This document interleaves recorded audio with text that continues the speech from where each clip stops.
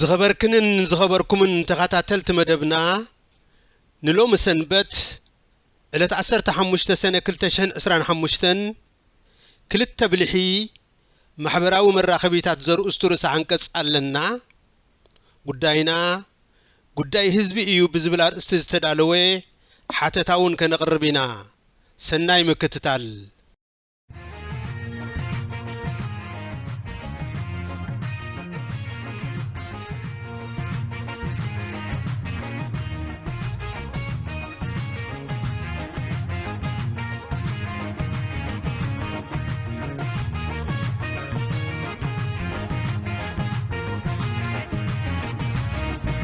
ክቡራትን ክቡራንን ሰማዕትና ክልተ ብልሒ ማሕበራዊ መራኸቢ ብዝብል አርእስቲ ንሎሚ ዝተዳለወ ርእሰ አንቀጽ ነው ዘቕርበልኩም አስገደት ምሕረት አብ እየ ናይዚ ዘለናዮ እዋን ዘመናውነት ካብ ዝግለጸሉ ሓደ ዕብየት ማሕበራዊ መራኸቢታት ሶሻል ሚድያስ እዩ ኣብዚ እዋን እዚ እቲ ዕብየት ብዝፈጠሮ ቅልጡፍ ዝርጋሐ ሓበሬታ ዓለምና ናብ ንእሽቶ ቁሸት ተቐይራ እናተባህለት ትግለጽ ኣላ ዕብየት ማሕበራዊ መራኸቢታት ብግቡእ ንኸድምዕ ነቲ ተሃዋስነቱ ዝምጥን ጥንቁቕን ሓላፍነታውን ኣተሓሕዛን ምምሕዳርን ወሳኒ እዩ ኣብዚ ዕብየት ማሕበራዊ መራኸቢ ዓብይ ግደ ካብ ዘለዎም አገልግሎታት ኢሜይል መርበብ ሓበሬታ ዋትስኣፕ ዩቱብ ዙም ቲክቶክ ቴሌግራምን ፌስቡክን ንኣብነት ካብ ዝጥቀሱ እዮም እዚኣቶም ምስቶም ነዊሕ ዝዕድሚኦም መራኸቢታት ደብዳቤ ቴሌፎን ጋዜጣን ሬድዮን ክወዳደሩ እንከለው ኣብ ቅልጣፈን ተኣማንነትን ጥራይ ዘይኮነ ብናይ ዝርጋሐ ስፍሓት እውን ብልጫ ኣለዎም ዝህብዎ አገልግሎት ዝተፈላለየ መልክዓት ዘለዎ ኮይኑ ኣጠቃሊልካ ክረአ እንከሎ ሓባሪ መሃሪ አገልግሎት መውሃብን መዘናግዕን ኢልካ ምቕራቦም ይከኣል ነፍሲ ወከፍ መልክዕ አገልግሎት ማሕበራዊ ሚድያ ነናይ ገዛ ርእሱ ሰፋሕቲ ዝርዝራት ኣተገባብራ ኣለዎ ብፍላይ በቲ ኣብ ዝተፈላለዩ ዓውድታትን ጽፍሕን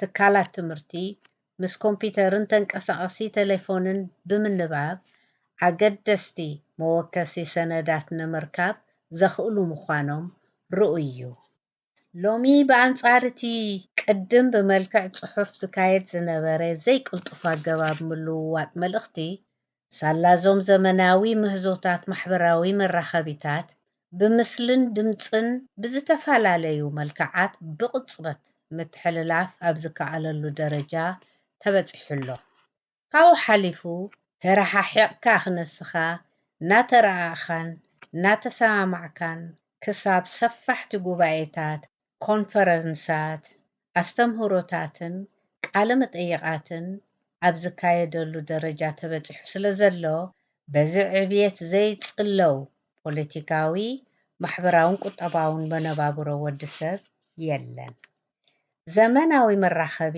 ብግቡእ ንምጥቃም ዝሓቶ ወፃኢ ርትዓዊ ብምዃኑ ብዙሓት ክንጥቀመሉ ዘተባብዕ እዩ ብመንጽር እዚ ኣብዚ እዋን እዚ ካብ ህዝቢ ዓለም 5.56 ቢልዮን ማለት 67.9 ተጠቀምቲ ኢንተርኔት ክኾኑ እንከለው ካብኣቶም እቶም 5.24 ቢልዮን ማለት 63.9 ካብ 100 ተጠቀምቲ ማሕበራዊ ሚድያ እዮም እቲ ዝገርም ከዓ ካብ ህዝቢ ኤርትራ ማሕበራዊ መራኸቢ ዝጥቀም 0.4 ካብ 100 ጥራይ እዩ ምዚ ብምትሕሓዝ ኣብ ኤርትራ ኣብ መጀመርያ 2024 1.58 ሚልዮን ኤርትራውያን ወነንቲ ተንቀሳቐሲ ቴሌፎን ምንባሮም ነዚ ብዝምልከት ዝተኻየደ እሞ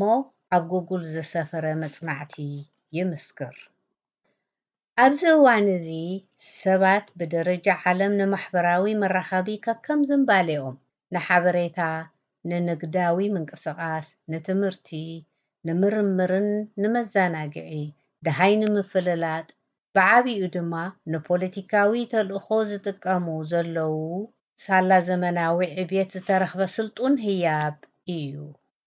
በዚ መሰረት መንግስታት ኣብ ምሕላቕ ንዲሞክራስን ምኽባር መሰረታዊ መሰላት ወዲ ሰብን ዘለዎም ቅሩብነት ንምምዛን ከም ናይ ፖለቲካዊ ባህሪ መዐቀኒ ኮይኑ ዝቐርብ ዘሎ እዩ።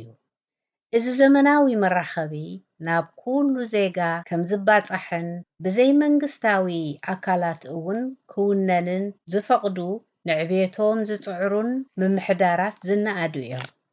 እቶም ህዝቢ ናይዚ ዘመናዊ ዕብየት ተጠቃምን ወናንን ከይከውን ዝዕንቅፉን ዝእግዱን ድማ ኣብ ምምሕዳሮም ናይ ዝሰግኡ ጸረ ህዝባውነቶም መርኣያ ኮይኑ ኣብ ዝቐርበሉ ዘበን ኢና እንርከብ ዘለና። ሕግደፍ ብመንጽር ኣጠቓቕማ ኾነ ዋንነት ማሕበራዊ መራኸቢታት ክምዘንን ከሎ ካብቶም ጸረ ህዝቢ ባህሪኦም ንምሕባእ ህዝብን ማሕበራዊ መራኸብን ከም ዘይራኸቡ ብምግባር ኣብ ሕብረተሰብ ዓለም ቅድሚት ዝስራዕ እዩ። ከምኡ ስለ ዝኾነ እዮም ከዓ ኤርትራውያን ኣብዚ እዋን እዚ ኣብ ገዛእ ሃገሮም ዝኾነ ማሕበራዊ መራኸቢ ናይ ምጥቃም ዕድል ዘይብሎም። እዚ ክሳብ ክንዲዚ ኣብ ዕብየትን ዘመናውነትን ዝለዓለ ግደ ዘለዎ ስልጡን መሳርሒ ይርከብ ዝያዳ ኩሉ ሓላፍነታዊ ምምሕዳርን ተሓታትነትን ዘድልዮ እዩ።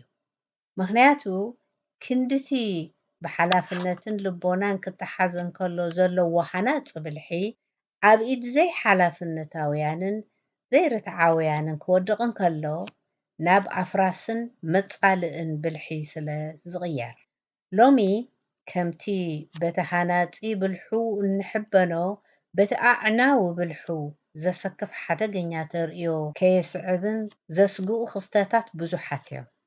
ስለዚ ነዚ ዘመናዊ መራኸቢ ብዙሓን ዘመሓድሩን ብኡ ዝግልገሉን ወገናት ነቲ ዝብልዎን ዝሰምዕዎን ኣዕሚቖም ኣመሳኺሮም ጥራይ ክርድእዎ ይግብኦም።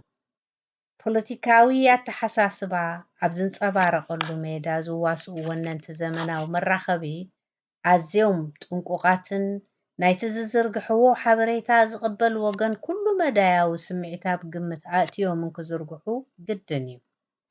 ንሃንፅ ኣለና ኢሎም ነቲ ኣፍራሲ ብልሒ ናይቲ መራኸቢ ከይመዙ ክጥንቀቑ ይግብኦም።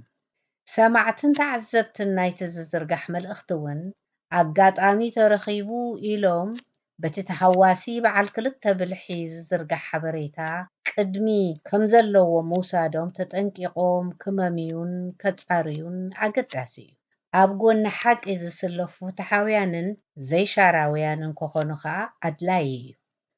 ነዚ በዓል ክልተ ብልሒ መሳርሒ ተጠቒሞም ግጉይ መንገዲ እንተሒዞም ግና ብዘይካቲ ዘይጥሉል ሓበሬታ ብምዝርጋሕ ኣብ ሕጊ ቀሪቦም ተሓተቲ ዝኾንዎ ኣብ ሕልንኦም ዘሕድሮ ተጣዒስካ ዘይወፅእ ሃሰያ ከም ዘለዎ እውን ክግንዘቡ ይግብኦም። ኣብዚ ሚድያ ረብዓይ ኣካል መንግስቲ እዩ ዝበሃለሉ ዘሎ ዘመን ማሕበራዊ መራኸቢታት ኣዝዮም ጸለውቲ ኮይኖም ከም ዘለዉ ካብ ናይ ገዛእ ርእስና ተጠቃምነትን ተመኩሮን እንርድኦ እዩ። ወነንቲ መራኸቢ ብዙሓን ብመንግስታትን ፖለቲካ ውዳቤታትን ተላኢኾም ናብ ጎስጓስ ክዋፈሩ ልሙድ ምዃኑ ንዕዘቦ ዘለና ተመኩሮ እዩ። በዚ መሰረት ከምቲ ዝሃበ ይልኣኽ ዝበሃል ስምዒት ናይቶም መስነቕቶምን ለኣኽቶምን ንምምላእ ጥራይ ዘይኮነ ዝበልናኩም ግበሩ ክብሉ ዝደናደኑ ዘወርቲ ማሕበራዊ ሚድያታት ከም ዘለዉ እውን ፀሓይ ዝወቕዖ ሓቂ እዩ። ነዚ ኣብ ግምት ብምእታው ኢና ከዓ ወነንቲ ኣመሓደርትን ተኸተልትን ሚድያታት ሓላፍነቶም ዘንጊዖም ብናይ ስምዒት ውሕጅ ተወሲዶም ኣፍረስቲ ካብ ምዃን ክዕቀቡ እነዘኻኽሮም ዘለና።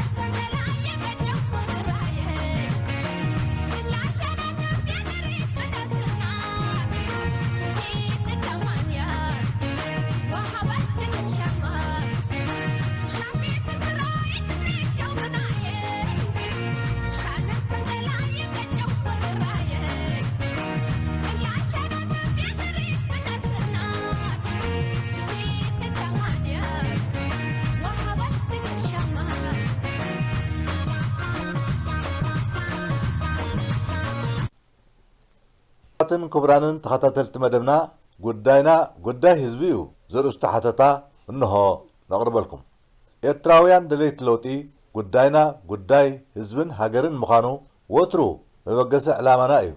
ነዚ ዓብይ ጉዳይ ምስቲ ቀንዲ ዋንኡ ዝኾነ ህዝቢ ኤርትራ ሓቢርና ኣብ ማዕርፍኡ ከነብፅሖ ከም እንደልን ናብኡ ዘብፅሕ ዓቕሚ ከም ዘለናን እውን እንጠቕሶን ከም ቀንዲ ዕላማና እንወስዶን እዩ። ነዚ ኣብ ምትግባር ብዙሓት ዘይሰዓርናዮም ውድሆታት ከም ዘለዉ ከዓ ደጋጊምና እንገልጾ እዩ። ድሌትናን ዕላማናን ሓደ ኣዋፍራና በበይኑ ብምዃኑ ድማ ናይ ዘይምዕዋትና ፍሩይ መግለጺ እዩ። ጸገምና ምርዳእ ጥራይ ዘይኮነ ናይ ጸገምና ጠንቂ እንታይ ምዃኑ ከም ዘይጠፍኣና እውን ብሩህ እዩ። ኣይኮነን ንሕና ዓለም ዝፈለጠቶ ኣንጻር ሓደ ክውገድ ዝግብኦ ጸረ ህዝቢ ክትቃለስ እንከለኻ ከምቲ ንውር ቀንዲ ዕንቅፋትካ ንሱ እቲ ትቃለሶ ዘለኻ ዓመፀኛ ጥራሕ እዩ ክኸውን ዝነበሮ። እዚ ማለት ግን ካልኦት ባዕላውን ወድዓውን ጸገማት ኣይህልውን ማለት እውን ኣይኮነን። እዚ ጉዳይ እዚ ኣባና ክመጽእ እንከሎ ፍልይ ዝበለ መልክዕ መሓዙ ንግንዘብ እቲ ኣንጻሩ ንቃለሶ ዘለና ዘይህዝባዊ ሓይሊ ብሰንኪ ኣሻኽ ባህርያቱ እንዳሓደረ ዝምንምን ዘሎ ብምዃኑ ቀንዲ ዓንቃፊና እዩ ኢልካ ምጥቃሱ የጸግም። ከም ውፅኢት ምድኻሙ ኣባና ዘንጸባርቕ ብርታዕ ከዓ ትሕቲ ክኾኖ ዝግብኦ እዩ። ንሕና ነቲ ኣቐዲሙ ዝተጠቕሰ ባህግናን ዓቕምናን ኣዋሃይድና ንቐረ ዓለም ዘይኮነስ ብልብን ብዘይቀያየር ቀጻልነትን ጉዳይና ጉዳይ ህዝቢ ምዃኑ ዓሚቑ ክሰርጸና ዘይምኽኣሉ ከም ቀንዲ ጸገምና ኮይኑ ቀሪቡ ኣሎ። ብዙሓት ከም ዝብልዎ ምእንቲ ህዝቢ ዝተሰለፍኩ እየ ምባልን ብተግባር ምእንቲ ህዝቢ ምውፋይን ይፈላለ እዩ። ስለዚ እዩ ከዓ ኣብዚ ሕጂ ዘሎ ኩነታትና ናይ ብሓቂ ምእንቲ ህዝቢ ዝተሰለፈ ኮይንና ክንቀርብ ዝተርፈና ብዙሕ እዩ ንብሎ። ከም ሓቂ ናይ ምትግባሩ ውሱንነት እንተዘይኮይኑ ምእንቲ ህዝቢ ዝተሰለፈ ወገን ንምዃን ክነማልኦ ዝግብኣና እውን ኣይምጠፋእናን። እቲ ጸገም ኣብ መንጎ ውልቃውነትካ ወይ ጉጅላውነትካን ምዃንን ንባህጊ ህዝቢ ምዃንን ዘሎ ናይ ኣተሓሳስባ ምድብላቕ ዝፈጠሮ እዩ። ምእንቲ ህዝቢ ዝተወፈየ ዘተኣማምን ሓይሊ ንምዃን ክኽፈል ኣብ ዝግብኦ ክቡር ዋጋ ንጸቢብ ድሌትካ ብናይ ህዝቢ ድሌትን ባህግን ከም ዝግዛእ ክትገብሮ ምብቃዕ መሰረታዊ እዩ። ዝተፈላለዩ ጸበብቲ ዝምባሌታትካ ውሒጥካ ናይ ብሓቂ ኣነ ንህዝበይ እየ ኣብ ክንዲ ምባል 2-3 ዝምባሌታትን ኣተሓሳስባታትን እንዳቋሸሽካ ምኻድ ኣየዕውትን እዩ። በቲ ሓደ ወገን ኣነ ንህዝበይ ዝብል ጭርሖ ሒዝካ በቲ ካልእ ወገን ድማ ንዝተፈላለዩ መልክዓት ጸቢብነታት ብውዱብ ይኹን ብዘይውዱብ መልክዕ ልዕሊ ህዝባዊ ጉዳይ ክትሰርዕ ምፍታን ውፅኢቱ ኣብ ዘለኻዮ ዕንክሊልን ደውታን እዩ ዝፈጥር። ምናልባት እውን ካብኡ ንታሕቲ ምንቁልቋል የስዕብ ይኸውን። ኣብ ከምዚ ዘለናዮ ናይ ኣተሓሳስባ ብዙሕነት ንየናይ ወሲድካ ንየናይ ትገድፍ፣ ንየናይ ኣደይብካ ንየናይ ተውርድ፣ ኮታ ንየናይ ተቐቢልካ ንየናይ ትነጽግ ከም ትውስን እሞ ውሳኔኻ ከዓ ርትዓዊ ክኸውን ኣተሓሳስባታትን ተረኽቦታትን ምግምጋምን ምምዛንን ኣገዳሲ እዩ። ናይ ብሓቂ ኣገዳሲ ዝኸውን ከዓ ሚዛንካ ኣብ ርትዓውነት ዝተመስረተ ኮይኑ ብውፅኢት ገምጋምካ ምእዙዝን ቅዩድን ክትከውን እንከለኻ እዩ። ከምኡ ምዘይትገብር ከምቲ ጉጉይ መንገዲ ናብ ዝሓሰብካዮ ዘይወስድ ካብ ናይ ህዝቢ ውክልናውን የውፅእ። ካብዚ ሓሊፉ ብኒሕ ብህልኽ ብሓንሳብ ካብ ጀመርክዎ እንድሕሪት ኣይምለስን። ተሸንዲሕካ ንዝርአን ዝድህሰስን ክውን ሓቂ ይረኣየኒ የለን ዝዓይነቱ መንገዲ ምምራጽ ቦታኻ ከምቲ ኣፍካ ዝደርፎ ወገን ህዝቢ ዘይኮነስ ኣብቲ ብኣንጻሩ ዘሎ ኩርናዕ እዩ ዝኸውን። ካብዚ ናይ ዓይኒ የብለይ ስኒ የብለይ ኣካይዳ ወፂእካ ብግብሪ ጉዳይ ህዝቢ ዘቐድም ርትዓዊ መንገዲ ክትሓዝ ተወፋይነት ዝሓትት እዩ። ተወፋይነት ኣብ ዓውዲ ውግእ ጥራይ ዘይኮነ ኣብ ከምዚ ዘለናዮ ሃለዋት ንባዕላውነት ኣወጊዱ ጉዳይ ህዝቢ ዘቐድም ኣተሓሳስባ መሓዝ እውን ተወፋይነት እዩ። أبزي زعوتو خاء جغانو إيوم بأنصارو نولقاو وي بجلاوي دليتين صبيب سمعيتين زين صوارق انت خوينو ولا قداي حزبي يخون يتنتن مبال كا ناي سسعه مغلصي ايو سسعه اب نواي طراي زيكونه اب اتحساسباون يرئ ايو اب كندي قنوع حزباوي اتحساسبا محز صبيب هرفانكا كتروي ممراز نتي عوتو زي ترف باغي حزبي يدناغيو امبر ططو كبلو ايكئلن مخنياتو قدايات بناي جزاء رسوم ناي مقصال بحري سلا زلوم قنوع ناي حزب حتو اب حد اوان كعوت ناي قدن ايو اتزي قنوعن زي سرحن كنسو قنوع ايو الكا تمدرلو خا ناي غزي قداي دا يخون امبر بقالوتا ممزغابو ناي قدن ايو اتي نحاده ترخبو كونه يلو بناي حزبي دليت اقول بيبو نصبيبنتو كصاوت زفتن اكال كا بوحدو بحلنو كوقاس مخانو زي ترف ايو حزبي ون نعخا امينه نعاي اب زي وكل مسرح تسفا امبيره مواصو كيدلي عقد كان زبللو مدرخ كم زمص مزنغا ايغبان سمعتنا نايلوم مدلاواتنا ابزي فصم ابز مص سنبت بخالق تحستو خصع نراخب سلام سناي قني